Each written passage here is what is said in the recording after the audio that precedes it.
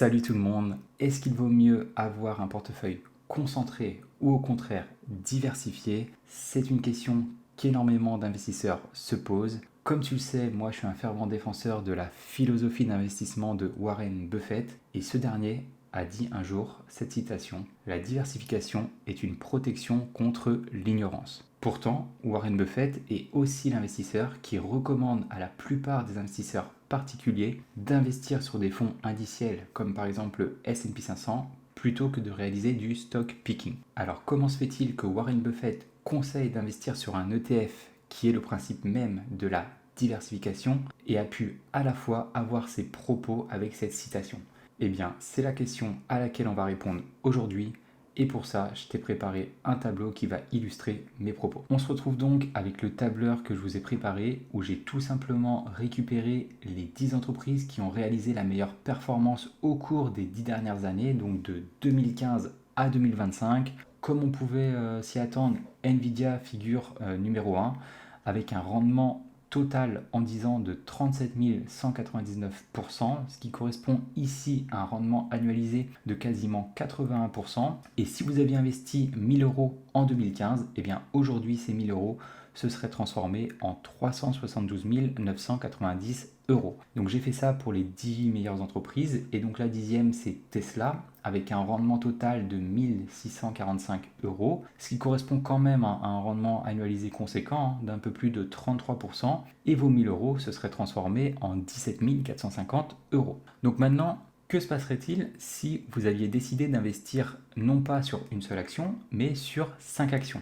Donc là, j'ai divisé le groupe en deux. On va investir 200 euros sur les 5 premières actions. Et donc là, vous auriez obtenu, hop là, ces résultats. Donc des valorisations allant de 75 000 quasiment à 4 700 euros, soit ici une valorisation totale de 110 000 euros. Donc ce qui est plutôt pas mal hein, pour 1000 euros investis. Ça correspond du coup à un rendement de quasiment 11 000%, soit ici un rendement annualisé d'un peu plus de 60%. Maintenant, si on fait le même exercice avec les 5 prochaines entreprises, donc de la place 6 à 10, vous auriez eu ces différents niveaux de valorisation, soit une valorisation totale d'un peu plus de 20 000 euros, un rendement de 1983% et un rendement annualisé de 35,5%. Maintenant, on décide non pas d'investir sur 5 actions, mais on va investir sur ces 10 actions en un coup, donc 100 euros par action. Pour le coup, vous auriez eu ici ces différentes valorisations avec une valorisation totale de 65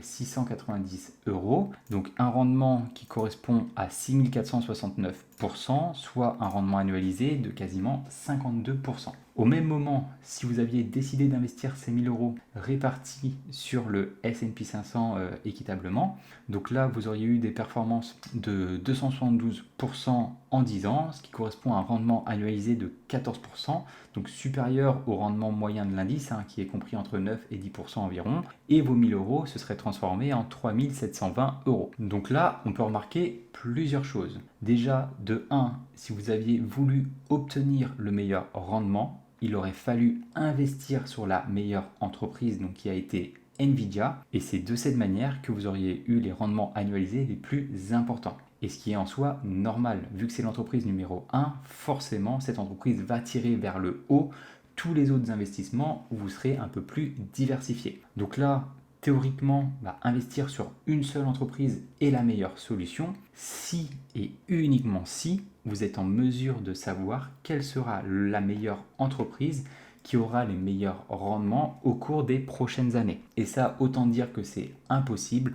En 2015, tu n'étais pas en mesure de savoir qu'NVIDIA aurait été l'entreprise numéro 1 avec les meilleurs rendements dans 10 ans. Donc c'est pour cette raison qu'il est important de diversifier au minimum, parce que si à la place d'investir ici sur du Nvidia, tu avais plutôt des convictions un peu plus importantes sur Tesla il y a 10 ans et que tu avais tout misé dessus, dans ce cas-là, tu aurais obtenu des rendements de 33%, mais tu aurais fait moins bien que si tu avais décidé d'investir, de répartir du moins ton argent sur 5 ou sur les 10 meilleures actions. Donc oui, il est important de diversifier, mais comme on l'a vu, il ne faut pas trop diversifier parce que si pour le coup là tu investis sur le S&P 500, tes rendements chutent drastiquement. Donc il faut faire ce qu'on appelle de la diversification concentrée, c'est-à-dire acheter plusieurs entreprises mais pas trop. Et là où les professionnels s'accordent plus ou moins, c'est-à-dire que pour un stock picker comme nous particulier, il pourrait être intéressant d'avoir entre 15 et 30 actions. Après, certains d'entre vous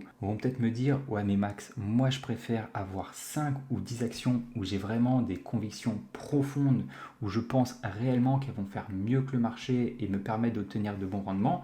Et ça m'embête un peu d'ajouter 5, 10, 15, 20 actions supplémentaires où là mes convictions sont moins importantes. Alors oui, ça je comprends tout à fait. Et donc ce que tu peux faire, c'est justement cette diversification concentrée où en gros tu vas allouer une partie de ton portefeuille, on va dire entre 30 et 40% à tes convictions les plus importantes, donc tes 3, 4, 5 actions où tu dis celle-ci, c'est vraiment mes winners au cours des prochaines années. Et ensuite, eh bien, tu alloues les 60-70% restants sur les autres entreprises qui vont te permettre d'ajouter du coup cette diversification. Et c'est plus ou moins ce que fait Warren Buffett. Il investit dans énormément d'entreprises, mais il y a environ 60% de son portefeuille qui est concentré dans 4 actions qui sont Apple, American Express, Bank of America et Coca-Cola. Donc maintenant, si toi tu souhaites battre un indice et obtenir de bons rendements, tu sais ce qu'il te reste à faire. Et pour ça, il va falloir que tu investisses dans les entreprises qui sont meilleures que la moyenne du S&P 500. Donc moi, c'est vraiment ce que j'essaye de vous expliquer sur cette chaîne en sélectionnant des entreprises